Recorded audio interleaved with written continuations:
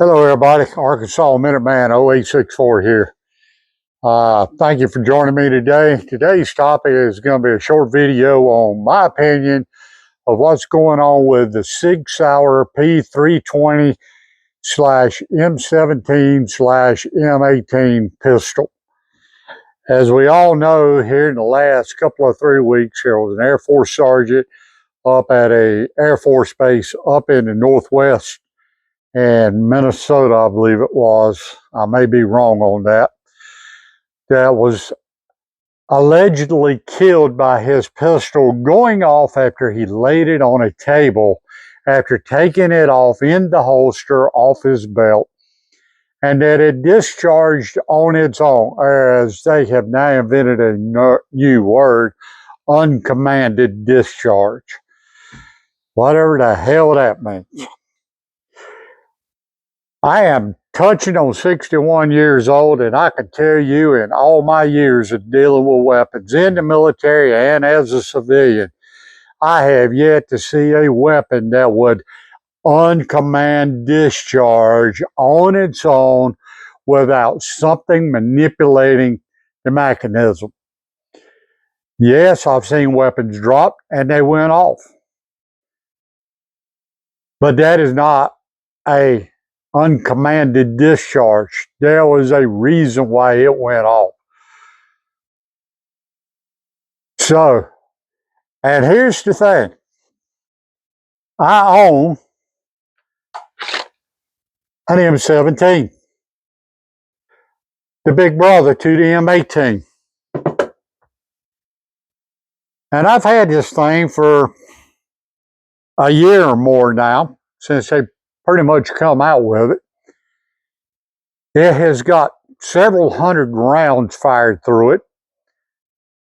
And amazingly, my weapon has not uncommanded discharged. I have yet to see it go off putting it in my holster, taking it out of my holster, laying it on a table, or anything else. Now, 2 weeks prior to this Air Force sergeant being shot by his own weapon with nobody pulling the trigger, the FBI and the ATF, along in conjunction with Sig Sauer's report on the P320 that went off in the officer's holster in the Michigan State Police headquarters building, came back as unconclusive. They openly admitted that they could not recreate that weapon firing on its own without any manipulation as it was described and videotaped in the state police headquarters. Now, yeah, they did cut holes in it to see mechanisms working in the slide, and they were able to go and beat it with a hammer and a punch and get that sear to separate from the safety device so it would discharge. But the bottom line is, they had to beat the hell out of the damn thing. That ain't an uncommanded discharge. You are forcing that weapon to discharge. So that was not even a true test in trying to figure out why or how it allegedly fired on its own. But I will give you a clue. And you can go right here on YouTube and look up the video of it because it's on YouTube. He is standing amongst a group of other officers, and I do believe, if I recall correctly, I may be wrong, so don't hold me to this. I believe he is dealing with a suspect and trying to handcuff him or search him or something, and another officer steps in and tries to give him a hand, and when he does, he bends over and the officer's duty belt catches the grip of the officer's P320 that went off, and you can see it visibly slide up in the holster, and then it drops back down. Now, some have speculated that it's not clear in the video, but they have speculated that keys he had on his belt got caught and twisted around, and one of the keys got caught in the trigger guard of it, and when it dropped back down, that's what caused the discharge. And it very well could have. Now, because everybody out there is like, oh, the FBI report, they have found it conclusively that it goes off on its own and is a dangerous weapon and yada, yada, yada, yada. And on that, I'm calling bullshit. No weapon fires on its own without some kind of manipulation of the trigger mechanism in it to cause it to go off. Or it has been laid out in the sun or been heated up to the point that the round inside the chamber will go off from the heat. Now, let's fast forward 2 weeks from that report to the incident that happened up at the Air Force Base up north, and the Air Force sergeant was killed. And I keep reading all about this stuff. I keep hearing all these stories, and nobody's asking the right questions here. Not a soul. First off, was that sergeant not properly trained to take that weapon out of the holster at a clearing barrel, remove the magazine, rack the slide, and clear the chamber of a live round? Secondly, why did he pull his holster off his belt with the weapon fully loaded, still in the belt, in the holster? Excuse me for that. Thirdly, the report says he was shot in the chest. If he was standing up when he done this, because they've not clarified, was he standing or was he sitting? If he was standing, he would have been hit in the lower abdominal area or hip area and not in the chest. So this is an assumption on my part, is that when he laid it on the table, he was sitting down at that table for him to be hit in the chest. Anything below the rib cage is not the chest. That's just basic human anatomy. So my question is, was he standing or sitting? And the second part to that is, why would he take a loaded weapon in a holster and lay it down on the table with the muzzle facing him? Nobody's even mentioned that. Okay, the weapon went off, it hit him in the chest, and it killed him. Then why did he lay it on the table facing himself? My biggest question is, why the hell didn't he clear it at a clearing barrel after removing it from the holster? And I have yet to go into any arms room in the military that the first thing you did was you cleared that weapon outside at a clearing barrel, and there's no table there for you to sit down at.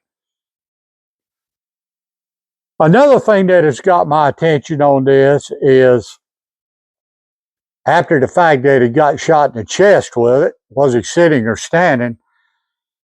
But did this airman go and suffer from depression, some kind of mental disease, bipolarism, something? Had he been treated for depression? Did he suffer from PTSD? Had he been deployed and had seen things and had to do things that has caused PTSD to show up within his life? Did he have a girlfriend, wife, or boyfriend, or whatever? Did he have relationship troubles? Did he have financial troubles? Had he been suicidal? Had he threatened to commit suicide? Did he show signs of being suicidal? These are the questions that people should be asking. But instead, everybody wants to go after the weapon, the weapon, the weapon, the weapon. We've all dealt with this with the anti-gunners for the last 40 to 50 years. All this the weapon's fault. The weapon killed them. A weapon don't kill a damn soul. The person behind the weapon kills that person. The weapon is a tool. When it's improperly used, then it's a dangerous tool. It's just like, I could go out here, I'm not saying I would, because I won't. You could take a hammer and you can go start whacking people down the street in the head with it. Are they going to blame that? They don't blame knives when you go and hear about somebody stabbing somebody to death. Look at the trial that just ended in Idaho up there. The boys stabbed 4 people to death, but there ain't nobody blaming the weapon. They're blaming it on mental illness. Well, my personal opinion on that defense is, if he was sane enough to pick up a knife and go stab somebody multiple times and kill them, then he ain't got no mental illness there. He knows what he's doing. So that goes out that window. But that's another story for another day. So my whole thing is they need to get off the weapon, and they need to start asking the real questions. What about the person? Was there problems in his life that wanted to make him suicidal? Was there problems financially, personally, mentally? Okay, I say mental ain't a defense. Well, it's not, but still, yeah, mental things kind of want to make people do it. But my theory is, if, like I said before, if you've decided that you want to go kill somebody, then I don't see where your mental defense is going to hold up. So this is where they need to take the investigation, and they need to figure it out. Everything else, every other case that I've read and heard about where these weapons have uncommanded discharged, nobody's asking questions in the cases where it hurts somebody. They're not asking the real questions. And in the cases where it just discharged and nobody, fortunately, was not harmed in any way, much less killed, they have yet to be able to conclusively recreate, under the circumstances as described or videotaped, to make that weapon uncommanded discharge again. So everybody needs to take what everybody's saying out there, and you can take what I'm saying too for a grain of salt. You can take it with a 5-pound of salt if you want to. But I tell you, the real questions, the hard questions, are not being asked, and therefore they're not being answered. I find nothing wrong with this M17 that I own. It shoots good. I have 3 other Sig Sauer pistols that I own. Sig is a mighty fine made weapon. It shoots good. The trigger pull is smooth and crisp on it, and I've had no problems. And a lot of people out there, all the owners of SIGs out there, you go on YouTube, you find people talking about, I've never had it go off on its own. And I will reiterate this one more time. The only time a weapon goes off on its own, only time a weapon goes off, period, is you have to manipulate the trigger, to manipulate the firing mechanism for it to go off. And that is just the bottom line. Now, people, well, I put it in my holster and went off. What was in your holster to go and make it fire? Now, I've seen on YouTube where some clown's got an AR-15 and he's holding the butt stock and it fires. And I'm sitting there going, okay, why don't you take your hand off that weapon, because you're manipulating that trigger somehow in a way that the camera cannot see you manipulate it, and it's going off. And it is, as most people would say, so coincidental. And I'm sorry, but I do not believe in coincidental incidents. Nothing is coincidental. That he starts to say something about it going off, and he don't even finish the sentence, and the weapon fires. Again, I'm calling bullshit on this.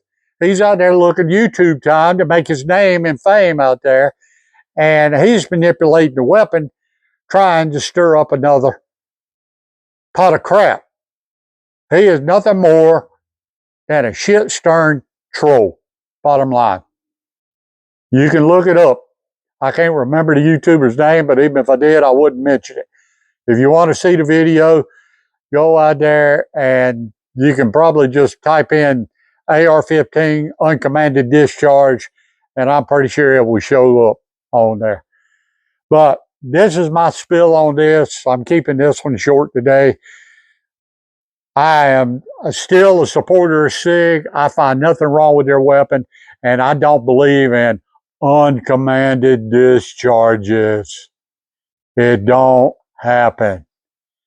And the problem is, well, a picture's 1,000 words. Yeah, maybe it is 1,000 words, but it also means it's 1,000 potentially doctored words and manipulated in a way to make it look like it's happening when in reality is it's not happening the way it's being told, but it is being manipulated to happen to go and meet the agenda of the person that is telling the story. That's the bottom line. So, with that being said, as usual, keep patrolling, stay alert, stay alive.